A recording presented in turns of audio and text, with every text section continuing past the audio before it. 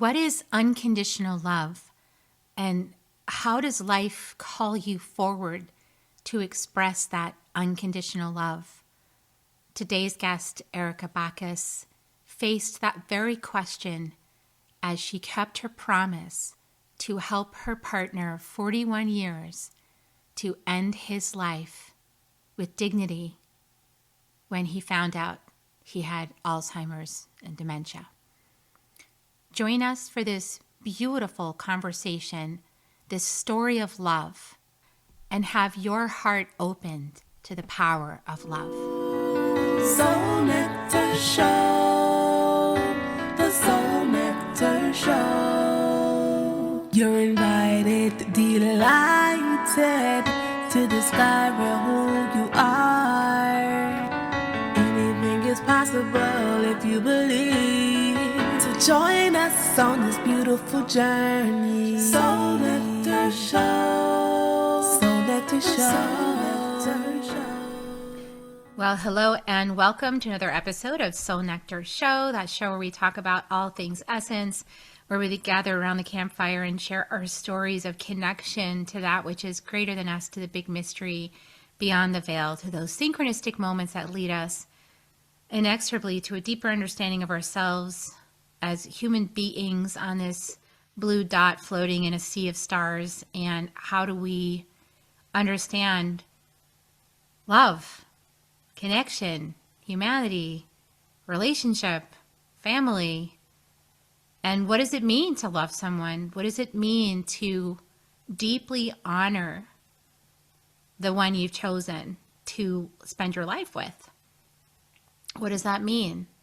And how can we be in respect and honor of each person's journey through life? Because every one of us has a soul and a journey and a life plan, and we're here to love each other. We're here to love ourselves, and hopefully here to figure out how to do all of that in right relationship.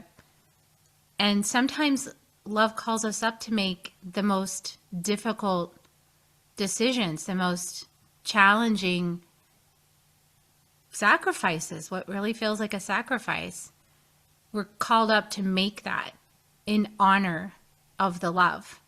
And how many times have we called up to really be in commitment through some challenges and some difficult situations with the people that we hold the closest and the dearest to us? And it's just such a beautiful journey of self-discovery when we really lean into it. And we don't step over it, but we actually really feel it. And we move through the difficult moments and the difficult decisions and things that are going to change our life forever. And sometimes even saying yes to love will change your life forever in ways you never expected. And so we're going to hear a little bit about all of this today. It's just really such a beautiful gift, this woman sitting here with me, Erica Baccus. Welcome, Erica. Thank you.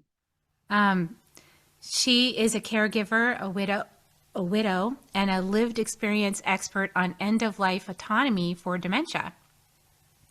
And she's written a new memoir called A Promise Kept, Honoring His Wishes, Embracing Our Love. And it's a clear-eyed account of honoring her husband John's self-determined end while navigating the legal maze that forced their hand. There's so much in the right to die bureaucracy in the United States and navigating dementia, which can be a catch-22 because it's not treated the same way as other debilitating diseases. And so, like, how do you handle your loved one's humane, dignified end, of their life while you love them to pieces, literally, and don't want them to go? And so this is what we're going to talk about today. Erica, you've written such a beautiful book. You guys used to read this book just because it's such a beautiful love story and it's navigating difficult terrain, but I feel like it opens us up to what is love really, what really is love. Because we can have the highs and the lows and the beautiful moments. We can travel, we can be romantic, all the wonderful things that we think of as love, as romantic love. But then true, deep love, right? Honoring that partner of 41 years and his choice. And so I want to just tell you, thank you for your book. Thank you for your transparency and your sharing of your heart and the love that you have. And I love that at the very end of the book, I guess I'm giving it something away that's really precious, but at the very end of the book, there's a code you can, QR code, and you can open up a Vimeo of John from Mhm. his own words, speaking his own like perspective. And you can, this man you've been reading about for, however many pages, 200 pages, is like all of a sudden there he is. So it's a beautiful gift, that book, and very thoughtful and loving and kind. And so I want to honor you for that and for giving such a gift to everybody. Thank you so much. Yeah, that video at the end, I recorded that in our backyard, and I'm so grateful that I did it because I have listened to it over and over and over again, and I get to recall the memory of him speaking to me, and he was so sweet the way some of the things that he said. And, when we first talked, you said that I hadn't read the book yet. We were just connecting and to do an interview. And you were talking about how your book included the story of your love in it because you felt like it was important for people to understand the kind of relationship that you had. And I think that's so true. You really painted a picture of the intimacy that you both shared and the fun and the adventure that you want to share a little bit about that, about what kind of relationship you had. Well, sure. John and I were married for 41 years. It was our second marriage for both of us. And he had one biological son and a stepdaughter with whom he is so exceedingly close to. She's really a daughter. And I have a son, about my own biological son. And we blended families. And we had what I call a magical marriage. And I tried really hard in the book to not paint it like we were some, mysterious angelic people. I wanted it to be real. And there are flaws in there. I mean, we did some things, we hurt each other at times, and we struggled in the beginning of our marriage where we had to learn to say, I'm sorry. We had to learn how he argued and how I argued and what were our buttons. And so we went through all of those things. Um, I was 38, he was 36 when we got married. And there were a lot of lessons to be learned. But at the bottom of it all was we so were grateful for the marriage that we had that we both wanted to take care of it and that we paid attention to our marriage. And we got married we had a very small home in San Jose, California when we got married. And we got married in our living room. And when we were living in that house, if we had a discussion that we had to have, I would take him to the living room and stand on that spot and say, John, this is where we made our vows. This is where I said, I give you my love, I give you my friendship, I give you me. And he said almost the exact same thing without me knowing that's what he was going to say as his vows. But we went right back to that spot and said, this is where it happened. This is where we committed to each other. And we kept recommitting and recommitting um, in a variety of different ways. And we just had a lot of fun.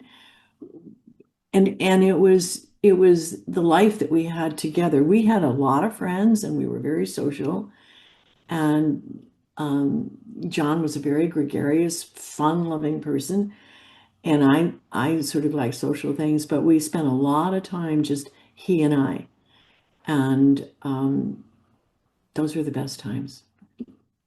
Yeah, and I told you when we met the first time that he kind of reminded me of my father because my father was also one of those like really gregarious, like fun-loving, funny guys, and that people would just gravitate to, like he would just walk into a place and people would gravitate to him. And if there were any dogs in the house, they would be on him, like Yeah. He was Dog, that guy. animals and kids. Yeah, it just pile on.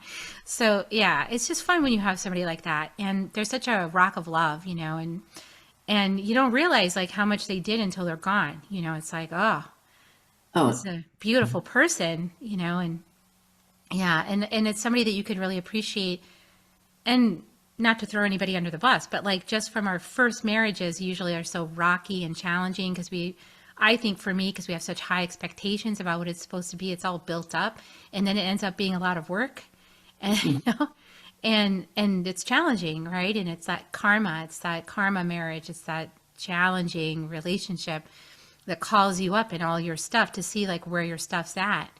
And it's like in a way, like for me, the second marriage, and I felt like it was when I was reading your book, I was like, oh, it feels similar. It's like that second marriage where you each know your stuff, like you've learned what your stuff is.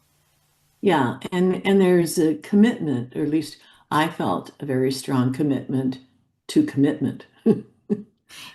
And working it out, right? And finding ways to treat each other with love and kindness. And I love your stories about all the hiking that you did. And So I can tell a little bit about that if you'd like yeah. to. So I came to California from Chicago and had never seen a mountain, had never, didn't know what a backpack was or a sleeping bag. I was a city girl. And when I moved here, one of the reasons I moved here was because I wanted to be in the outdoors. And a friend had taken me backpacking once in Yosemite, and I just fell in love with Yosemite. I fell in love with hiking and being outside. And in those days, and I'm talking about the late 70s, early 80s, in those days you could go hiking and backpacking in Yosemite and not see a single soul. It was easy. You just walk. Today you have to have reservations and you have to wait and it's crowded. But we could just walk up to a ranger station and say, I want a wilderness pass. So when John and I started dating, I said to him one day, um, I'm going to go backpacking for my summer vacation. Do you want to go with me? And he said, sure. Where do you want to go? And I said, I don't know. And I got a big map out, put it on the kitchen table, closed my eyes, and he pointed, and it landed on Yosemite. And I thought, oh, that's amazing. So he said, okay. And he had never been backpacking, and he was a California native. So I took, believe it or not, I went to a junior college and took a class in backpacking. So we would know what to do. And the best thing about it was we got this list of all the things that you need to have with you when you go backpacking and all the kinds of food. And so we got all the equipment that we had to have, and we got all the food, and we went on this first backpacking trip. And it was new in our relationship. So backpacking is hard. Hmm. So in a way, you get to see what each other is like. And he found out how much I loved nature, and he loved that I loved nature because so did he. And we went on these trips almost every weekend in the summer. We backpacked all over Yosemite. And, there were so many different adventures. There were bear adventures and getting lost adventures, and there were just all kinds of things. And it was always like, I always felt so safe because I was with John. And it was romantic. You couldn't get any more romantic than being in these gorgeous mountains with Half Dome around the corner from you and the stars that come out at night. And because there are no city lights, and John was a fisherman, and he liked to fish for trout, and I like to eat it. So, That works out.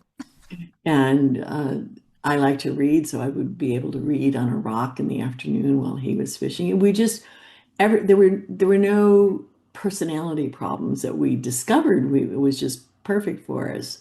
So, and we decided that this was our thing. And no matter who we told about it, they said, "Oh, we should go backpacking together." We said, no, it's okay. We're fine. We can do this alone. And one time we invited my niece to go, who was in high school, and she had no one to take her, and she loved the outdoors, and we knew that. She actually is a PhD biologist now, and she wrote her college essay about her trip with us. So I felt really good about taking her because we opened up that world to her. But she was the only person in all those years of backpacking that came with us. I eventually had to give it up. Uh, when I had my first hip replacement, they wouldn't let me carry the weight on my back anymore and climb mountains. But we went day camping after that, which was different, but we still had a really good time. So, yeah, it was some of our best memories. And also, I'm a little bit of a photographer, so I had an opportunity to take some amazing pictures of the scenery. What's beautiful to me is when I hear you saying that the language I would use to describe what you're doing with your partner was creating sacred time that was just the two of you. And Mhm. just creating that, like, this is our story, our connection, our memories that nobody else. It's like not, it's like holding it very precious and sacred and not letting the energy of it like leak out a lot of places, you know? So that's really gorgeous. And that builds that intimacy and that connection and that precious sacredness. I don't even know what else to call it between the Yeah. two of you. And And the thing is that people should understand is that um, these weekends, our children were not with us. They were. I'm sorry, but I have a cat here that I can't oh, your control. cat is totally fine. Cats are welcome on Soul Nectar Show. Uh, so our children were not with us, so we weren't leaving them alone or telling them they couldn't come or anything like that. Well, I had plenty of camping trips with the kids. That was another thing that we did quite routinely. Yeah, that family time, spending time as a family in nature is nothing like it. So, and that all makes it very challenging later in your life, and and I think it was like just a few years back that John started experiencing some forgetfulness, right? And you were talking about how you weren't looking at it because it was like, oh well, he just forgot a little something, you know. It started in 2017, and we were in Europe. We were actually in Vienna when I first noticed that he was having some issues. And John was a very good map reader, and I always was in awe of it because I don't know how to read a map.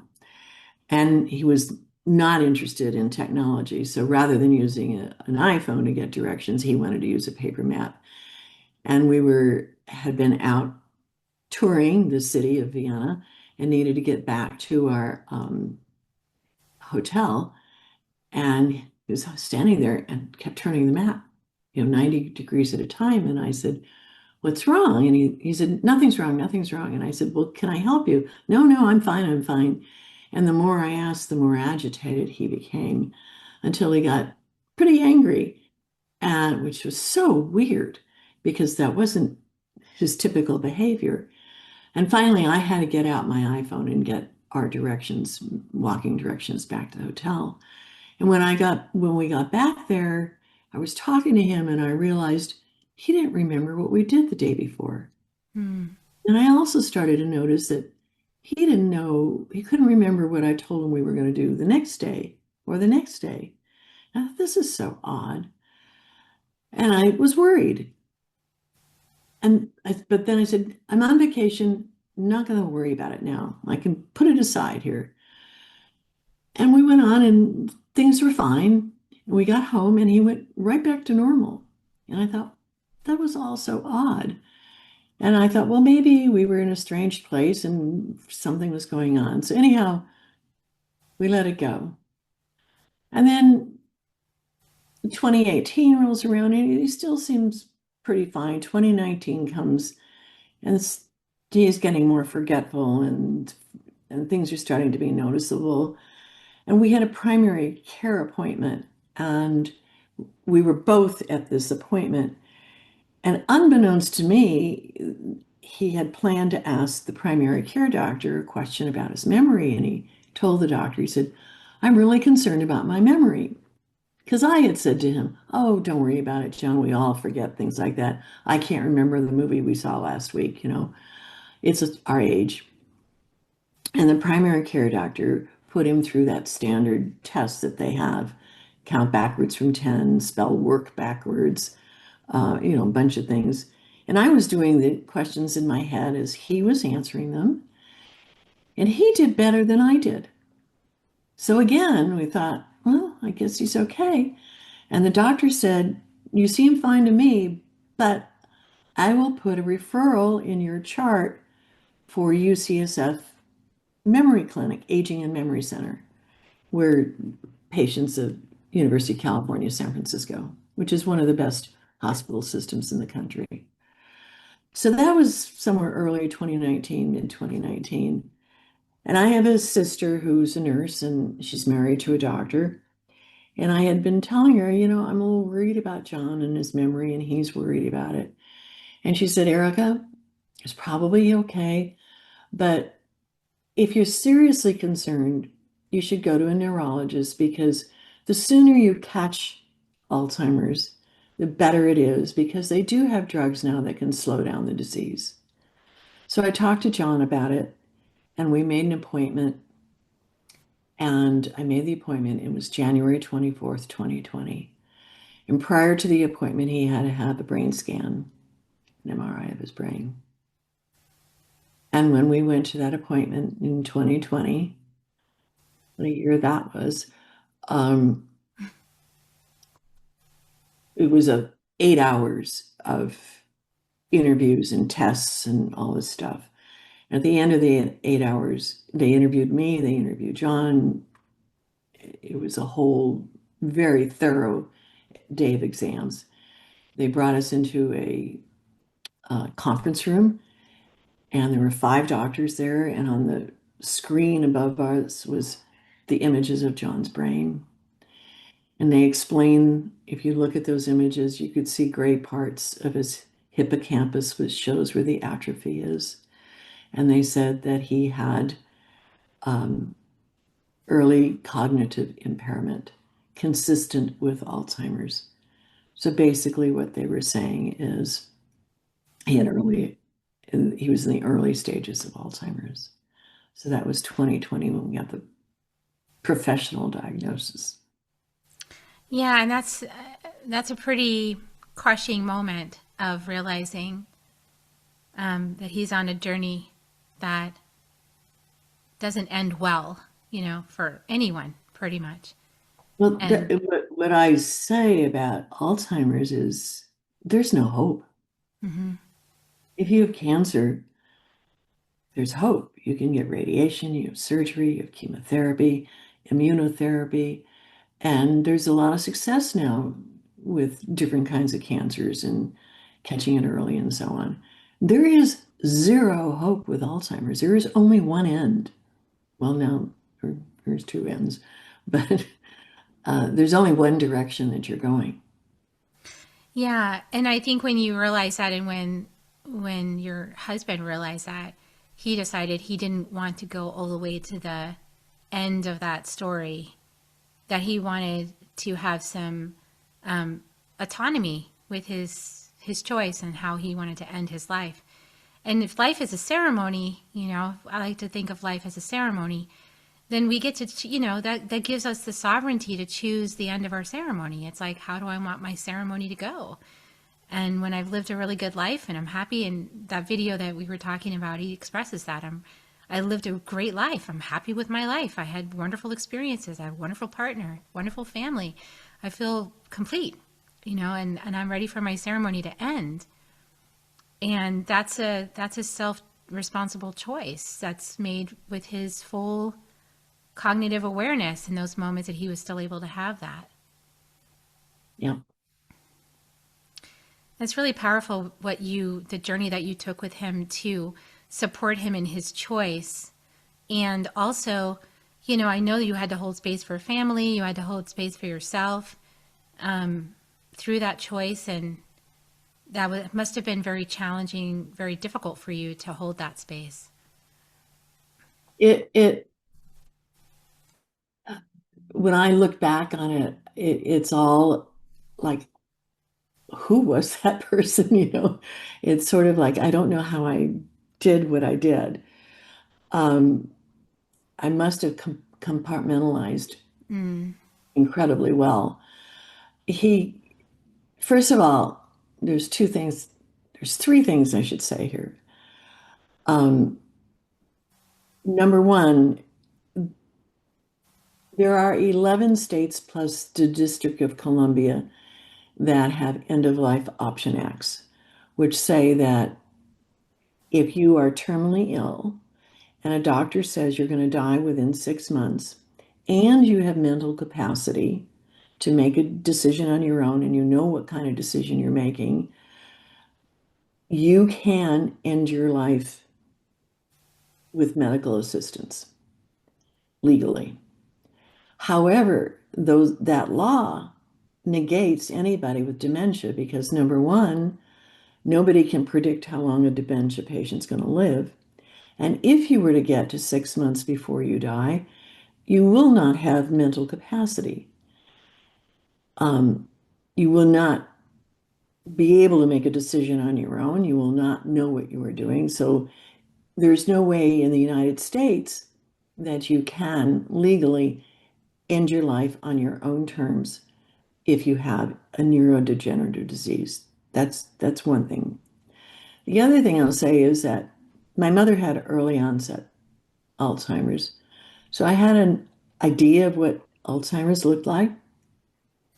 And I had talked to John about it over the course of our marriage, and we both agreed that neither one of us wanted to live in a state where we had no capacity to be the human beings we felt we were. Mm-hmm. That when your brain starts to become dysfunctional and you no longer can function as the human being that you are, John believed very, very strongly that he did not want to be here. And so when he came to me after the diagnosis and said, I want to die, I do not want to live with this, it was not a surprise.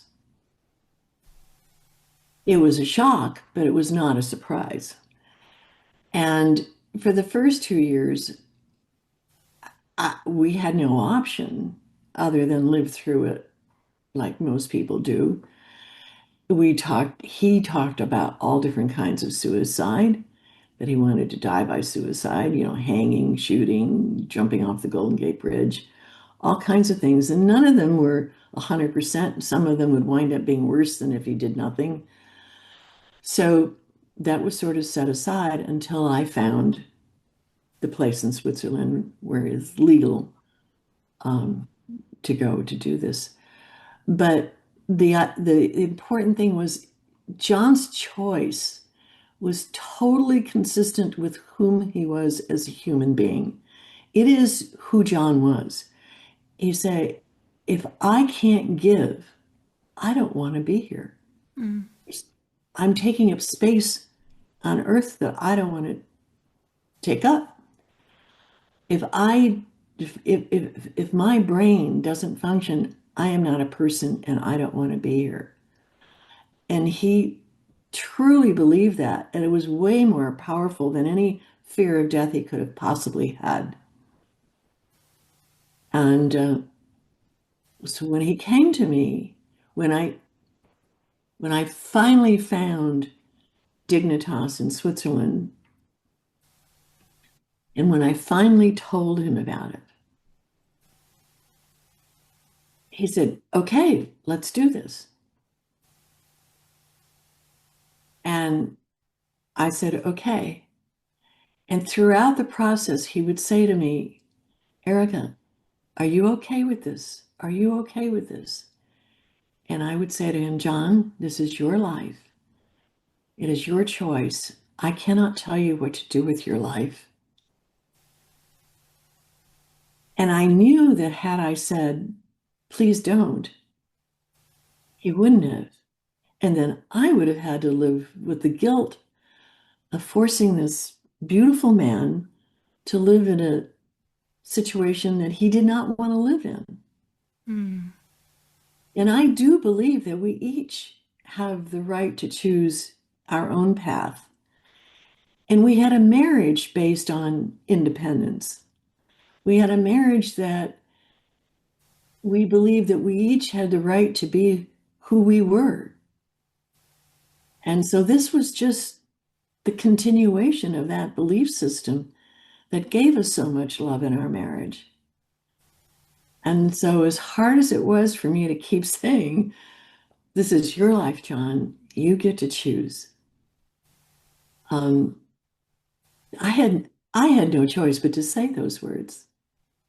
At least I Yeah. believe.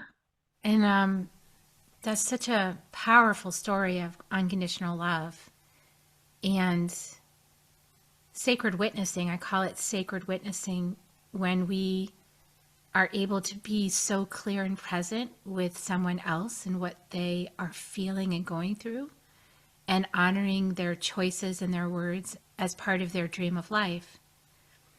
And when we are in direct relationship with someone, there's that, like, where our needs are being met by that person being who they are, right? And so, like, they're going to be gone, as a result of following his wishes, he's going to be gone. But the strength that you had in your love to be able to be his sacred witness and be his ally in what he chose without inserting your needs on him in his dream. What a powerful act of love that I want to honor in you. Thank you. So, going to Dignitas in Switzerland is not an easy thing to do. It took me 7 months to provide all the documentation and all the necessary paperwork and all the different requirements for them before he got an approval to go there. They're very strict and very rigorous about accepting you to come there. And so I had to do all that because John was not capable of doing that.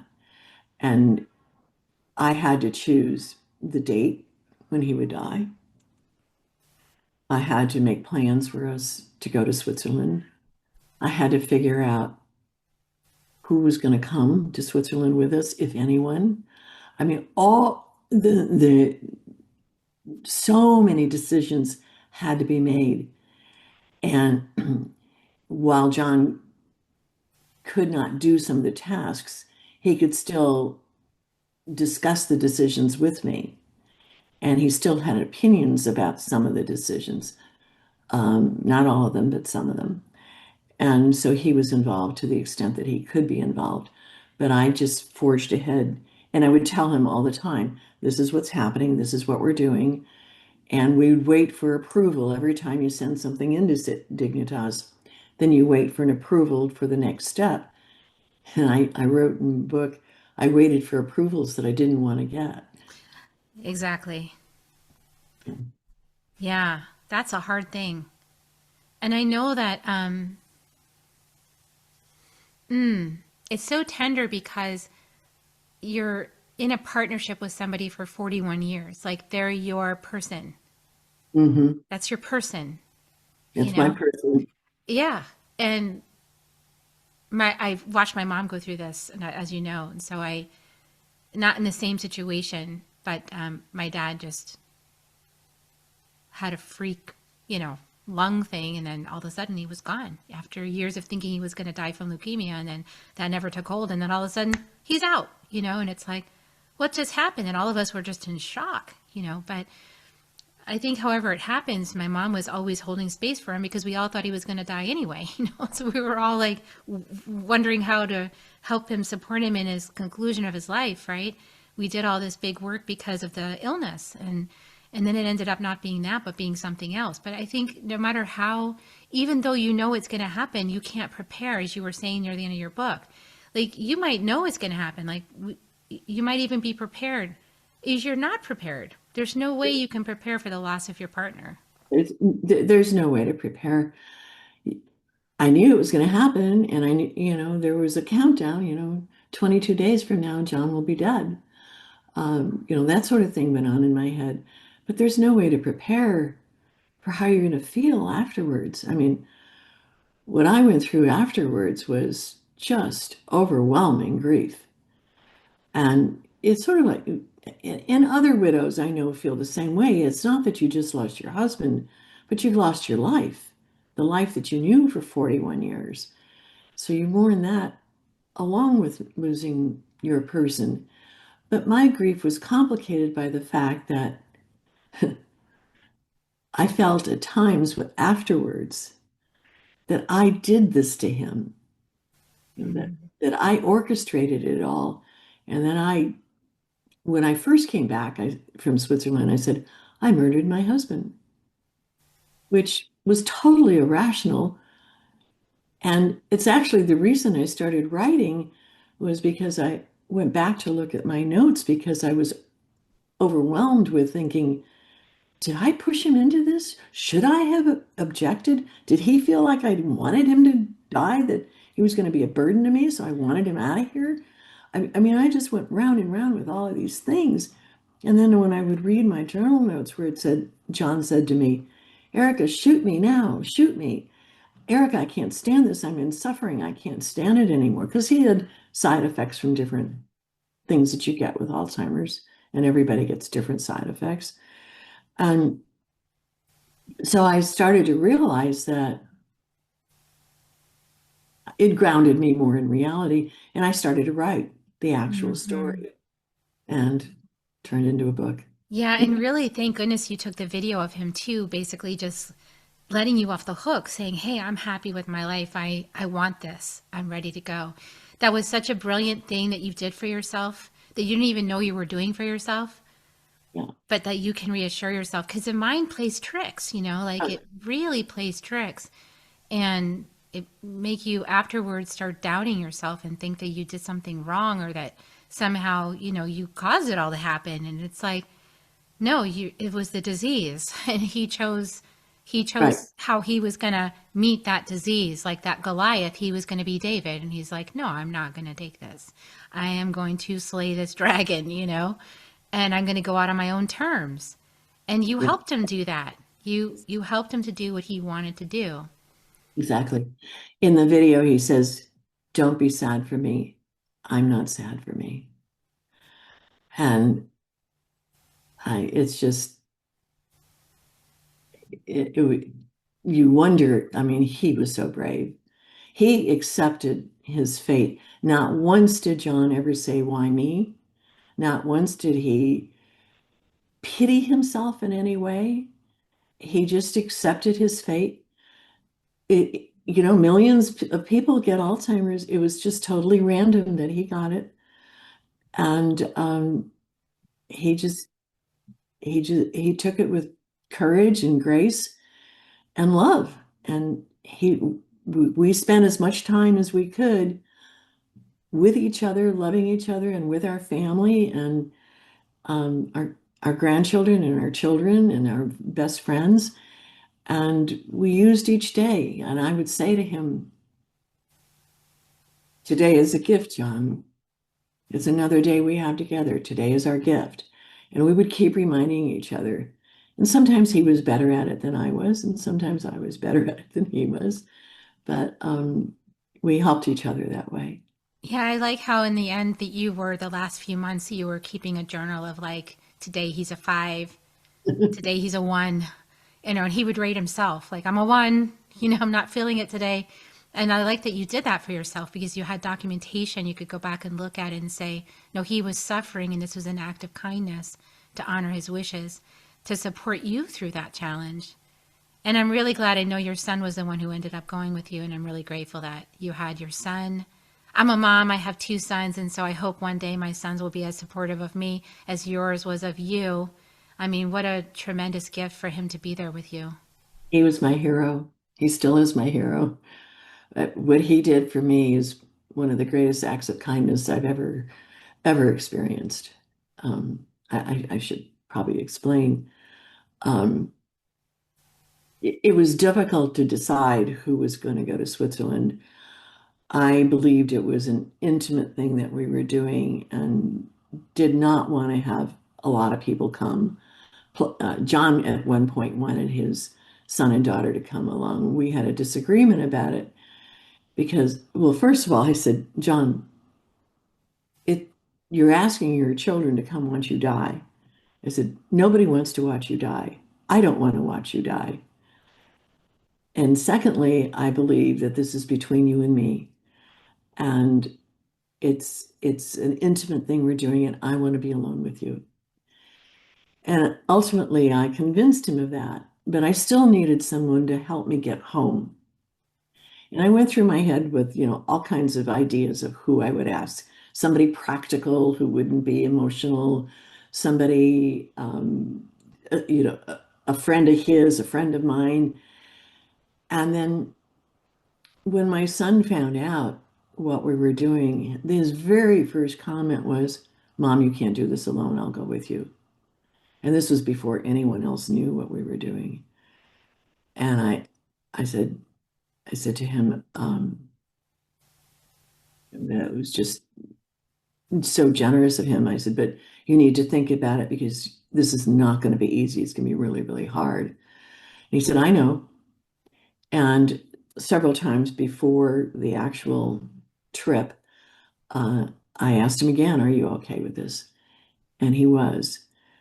And so he came along with us, and where John died, it was in a house, and there were rooms outside of where we were in different rooms. And he went secluded into another room when it was time for John to die. And afterwards, my body collapsed. I couldn't even walk through the airport. But we were supposed to be leaving that night to go back to, I was going to go back to Chicago to his house with him and my grandchildren and my daughter-in-law. And our flight got canceled. As it would be. And I Mhm. had one foot out of the taxi at the airport where we're getting ready to go back to the United States. John had just died like an hour or so before, 2 hours before. And I'm stepping out of the car when he came around to my door and he said, he's looking at his phone. He says, Mom, our flight's been canceled. I, no, that's not possible. Anyhow, we wound up having to spend the night in Switzerland at the airport. And around 2 in the morning, he texts me. He was in the room next to me, and he texted me and he said, are you awake? And I said, yes. And he said, do you want me to come there? And I said, yes, please.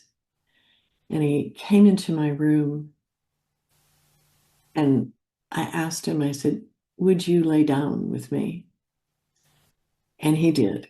And he let me put my arm around him and let me feel his body. And my son is a very quiet, thoughtful, and in a way shy person. And for him to have done that, I knew that was an enormous gift that he was giving me. And I fell asleep instantly. That's such a beautiful story. I mean, your whole story is so touching, and I'm so blessed to have the people yeah. in my life that I have, the care from my sister and brother-in-law and our grandchildren and John's son and daughter. Um, they've every time I've ever asked them anything, it's about the whole process. Should we do this or do that? It was always, whatever you want, Erica, whatever you want. We're here to support you. We love you. Yeah, and it's such a journey too on the other side to find your way again. And I know that in the book you were talking about how like you always believed in science and doctors and like that was like your whole thing and you were like this whole spirituality thing, I don't know. But there's something about someone passing, right, that really opens it up. Like it's like, Oh, oh, yeah. I think he's here with me right now. Like, he's talking to me, And it's just like you can't prove anything, but you just know it. I've had some fascinating visits from John. Um, they're dreams, but they're so alive and so real that I call them visits, and I think other people do too. And um, I can feel his hands on my body, on my arms. I can, if I can conjure him up. Hmm. He is with me, inside of me. He's part of me, and he's never going to go away. I mean, I don't get to see him physically, but he is with me, and that is a definitely new part of my of my being. Yeah, and sometimes I feel like they do that, like these soul experiences get coordinated so we can wake up to a whole new level of understanding about ourselves as well, and get that experience of, oh, I didn't know that. I was focused here, and now he's with you in another way, and you're getting to experience, oh, he's here this way too. It's a great gift, and it does for me lessen the fear of death. It's It just a has portal, it's nothing a to do with transition. religion. Yeah, it's not. It's It's not. not religious. Yeah. It's an Uh, experience. and I watched. We cuddled up the way he died. He had to drink this medicine, and within 3 or 4 minutes after drinking it, he was gone. We were cuddled up in bed, and I felt his arm fall off of me, and turned and looked, and he was gone. It was peaceful. It was humane. It was fast, and it was painless. Yeah. Yep. And now he's beyond the veil, and I'm sure he's laughing his self silly and having a great time and jovial as he was in the video. So, yeah, beautiful and beautiful gift that you gave us all to have the story that you wrote it for all of those people that are going to go through something similar or they lose someone. I mean, I think I believe we can all learn from the spirit of death so much. I learned how to die while still alive, die to the life I was living, wake up to a new life, wake up every day appreciative of the life that we have, see it through new eyes. And a story like yours really helps us do that, helps us to really appreciate the relationships in our lives and how to make them more special. I really hope that one of the things people take away from the story is that talking about how you want your life to end is as important as talking about the middle of your life or the beginning of your life. Should we have children? Where should we live? What kind of job should I have? How do I want my life to end? What does it look like? Because it will so smooth the path for you when that end does come to have some idea of what your wishes are within your family, within your closest friends, so that people understand, you know, I don't want to live with X, whatever that is, or I do want to live with this. It's an important discussion that we don't like to have in this country. Yeah, because it's so youth oriented. This idea of like always being young, and youth is great, but wisdom is awesome. And that comes with age. So, I'm going for the wisdom here. And I gotta say, like, here's my desire. I want to die in a magical way, like my dad, where I felt it actually took a death journey with my dad in my mind. I was curled up next to his bed, and he was psychically connecting with me and remember, because I know it was him because I don't remember all these things he was showing me. He was like, remember when we did this? And remember when we did that? And remember when I took you swimming and I pulled you all around the pool? And remember when I read you bedtime stories? And remember, and he's like, you forgot that? And then what about this? Like I had this whole, like curled up his bedside for 3 hours, Wow. dreaming with him. And Wow. wow, you know, And then he was gone the next morning. My mom was talking with the doctor about how we're going to have to transfer him to the house and how am I going to care for him? He's so big and I don't know. And it was like he heard all that and he just went and let go. I want to let go gracefully like that with sparkle dust. He literally died with sparkle dust. And then like an hour later, we're all like, or however long it was, I don't know, Ty lost track of time, but we were all gathered around his bed, all my family in the hospital with the priest there, which we're not religious, so they just have somebody come to help you. And the guy's standing there saying whatever words he's saying. And all I can hear in my mind is this thing we used to do at Thanksgiving where we'd all hold hands around the table and then we would shout at the top of our lungs, Grace, just so God could hear it, And all I can hear is my dad shouting, Grace! And I look across to my brother and he heard the same thing and we're like, and I said, Dad wants us to shout grace right now, but we can't do that. We're in the middle of a hospital where people are dying. So I want to be like that. Like, I want to go out like that. I'm putting my request into the universe, but magically, and mind over matter, right? So it is.